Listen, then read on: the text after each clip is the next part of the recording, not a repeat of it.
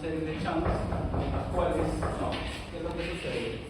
La sangre, como sabemos, se parte a nivel placentario, porque en el nivel placentario vamos a encontrar necesariamente lo que corresponde a la vena umbilical, ¿no? Esta vena umbilical obviamente va a ser su recorrido directamente hacia el hígado, pasando por el conducto de Arancio, ¿ya? Y que va, en este caso, a hacer la anastomosis con la vena cava inferior.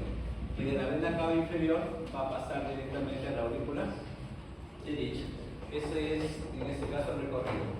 Pero ¿qué sucede? De la aurícula derecha, ¿ya? Tenemos dos variantes ahí, porque de la aurícula derecha vemos que hay una comunicación con la aurícula izquierda a través del agujero botal. Este es un chunk, un cortocircuito. Entonces, al pasar por el agujero de botal, va a llegar a la aurícula izquierda, y de la aurícula izquierda pasa al ventrículo izquierdo y sale por la aorta para todo lo que viene a ser la circulación sistémica.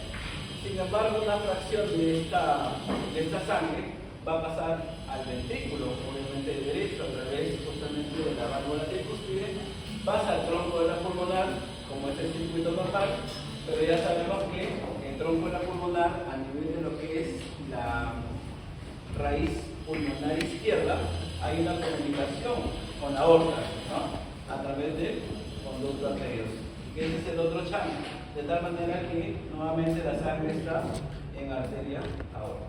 Ya sabemos que cuando esto se cierra, ¿no? Se cierra, entonces nos deja distintas rezagos, ¿no? La fosa oval, ¿no? Que es a nivel de lo que es la cara, de lo que es el tabique, a nivel derecho, y el otro es el ligamento arterioso, ¿no? Recordemos que existen patologías, obviamente eso no corresponde al curso, pero hay la persistencia, lo que se llama PCA, persistencia del conducto arterioso, que es una de las enfermedades, ¿no? Donde esta mezcla, pero también existe la persistencia de la comunicación interauricular, en este caso, ¿ya? Entonces, después del nacimiento pueden haber defectos en el tabique, ¿no? Una es la persistencia y la otra es la presencia, porque esto no es normal, de un agujero interventricular.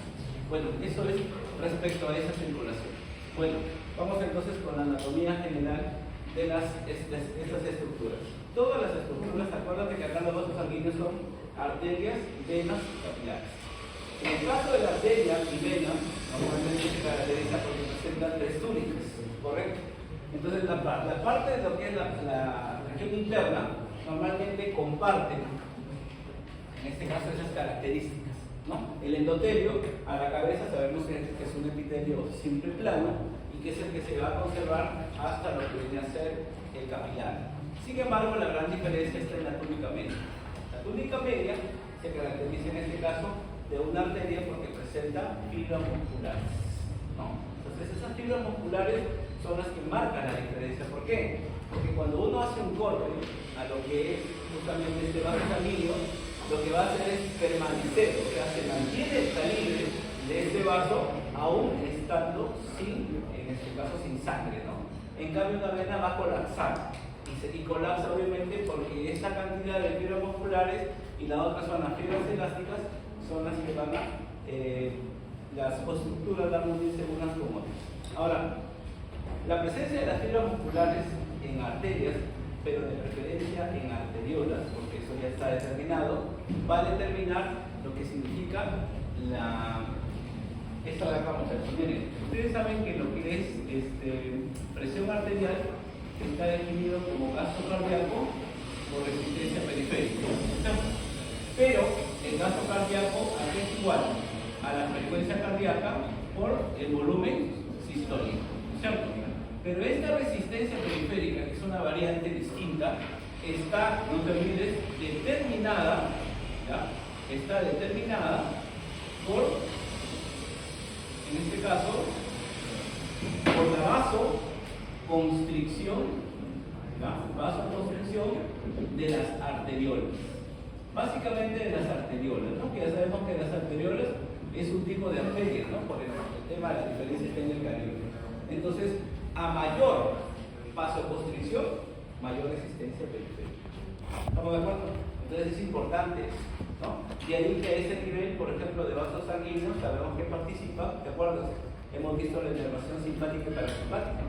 Habíamos visto que se forma un pedículo arterial y hay un pedículo venoso, justamente generado por estos dos elementos de lo que es el sistema nervioso autónomo. Entonces, gracias a esas fibras, como ven, las simpáticas actúan sobre ese nivel de lo que es la presencia de las fibras musculares. Y te decía, en el caso de una vena cambia, ¿no? Porque esa cantidad de fibras elásticas y musculares van a ser escasas. Lo que van a hacer es aumentar en la túnica externa. Sin embargo, no es el determinante para mantener, en este caso, el calibre de un vaso sanguíneo. Bueno, en cuanto a las diferencias, hay muchas diferencias en cuanto a hablar de arterias y venas, ¿no? Pero desde el punto de vista de su origen, sabemos que las arterias se originan en los ventrículos. En cambio, las venas llegan, en este caso, a las aurículas. Lo otro es el tipo de sangre. Sabemos que el tipo de sangre que transportan es ricamente oxigenado, pero sabemos que hay una excepción a nivel pulmonar y a nivel del cordón umbilical, que es obviamente el otro cambio donde se genera el contenido, la composición del oxígeno que vamos a ver acá. Lo otro es que la arteria no se única, pero luego se ramifica. A eso se llama divergente. En cambio, una vena nace como vénulas y se van uniendo. Eso se llama convergente. Las arterias son profundas, normalmente, y las venas son superficiales, pero hay que recordar que también hay venas profundas. ¿Estamos de acuerdo? Cuando uno habla, por ejemplo, de los famosos paquetes vasculonerviosos, normalmente son venas profundas. Entonces, decir que una vena es superficial, hay tipos, sí, pero también hay venas profundas, así que no hay que confundir ese término. Lo otro también está que la arteria cuando se dilata se llama aneurisma, ¿no? En cambio una vena se llama varice. Y un elemento adicional que nos puede confundir es que una vena se puede inflamar, ¿no? Y esa inflamación de vena se llama plebitis. Entonces hay que tener un poco de cuidado con eso. Bien. Ahora, el otro elemento es la presión, ¿no? Sabemos que la arteria soporta gran presión, en cambio las venas tienden a ser vasos de capacitancia, como también se les llama. ¿Por qué? Porque van a contener el mayor volumen, ¿no?, de lo que es el gasto cardíaco. Bueno, también otra diferencia es que las venas presentan válvulas en todo su recorrido, sobre todo el miembro inferior, a diferencia de la arteria que solamente tiene válvulas donde en su origen, ¿no? En su origen. Bien, bueno, ahí están un poco algunas características. Algunas arterias, como ves aquí, son verticales. Normalmente, por ejemplo, las del paquete vasculonervioso del cuello tienen esa dirección. Pero muchas de ellas contornean al órgano, como por ejemplo las arterias gástricas contornean ambas curvaturas. Las arterias, en este caso esplénicas, también contornean, la uterina contornea. Normalmente llevan la orientación del órgano que van a irrigar. Entonces, muchas de ellas, la mayoría vienen a ser curvilíneas, ¿no? Y las de los miembros vienen a ser rectilíneas, ¿no?, porque llevan esa dirección.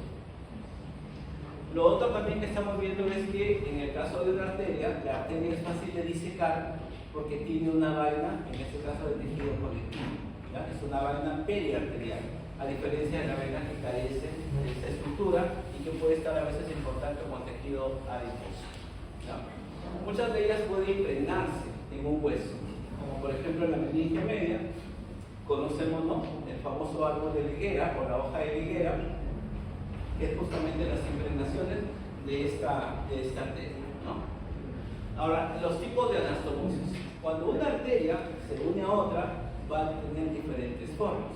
Por ejemplo, sabemos que cuando vemos la aorta descendente, ¿no?, la aorta descendente, y vemos nosotros que en este caso la aorta descendente, mira acá, tenemos la formación de las dos ilíacas, ¿correcto? Y hay que recordar que una de ellas va hacia la parte pélvica y la otra va a continuar el trayecto del miembro inferior. Entonces acá estamos hablando de la ilíaca interna y esta es la ilíaca externa. Que la ilíaca externa en algún momento se va a transformar en femoral y hace todo ese recorrido. Ahora, aquí viene el tema. En esta parte, por ejemplo, cuando uno revisa el miembro inferior, se va a dar cuenta que una de las ramas de la arteria ilíaca interna vienen a ser, por ejemplo, las arterias glúteas. Las glúteas superior e inferior son ramas de acá. pero los demás segmentos del miembro inferior, o sea, muslo, ¿no? Todo lo que continúa, pierna, vienen a ser ramas de la ilíaca externa, ¿correcto? Sin embargo, hay que recordar que estas arterias glúteas, que van a hacer, por ejemplo, esta orientación, no van a ser suficientes para nutrir a todo ese grupo muscular, ¿no? Son dos planos del grupo glúteo. Entonces, ¿qué sucede? La femoral le va a permitir dar algunas ramas acá, y de tal manera que van a formar acá un arco arterial, ¿correcto?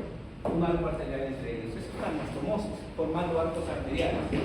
Algunas más simples, como por ejemplo las dos vertebrales, ¿no? Que ascienden, obviamente, sabemos, por los forámenes transversos, y a nivel de lo que es el surco pulvopontino se une para formar la arteria basilar, y que van a recorrer justamente el surco del mismo nombre en la parte media de la protuberancia.